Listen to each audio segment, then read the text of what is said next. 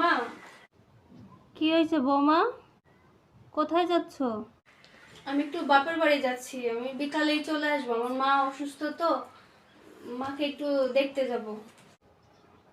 ওরে বাবা রে, ওরে আল্লাহ রে, এ গোলামের বেটা গোলাম কোহানে গেল?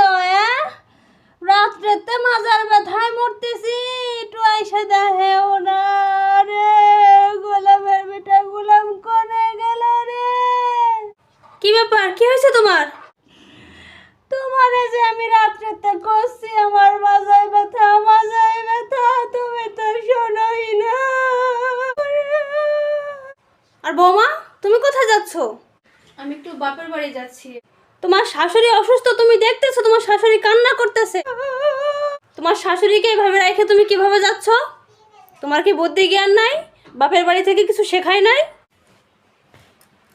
তুমি কোন আক্কালে বাপের বাড়ি যেতে যাচ্ছ এখন? ঠিক আছে আব্বা, যাচ্ছি না।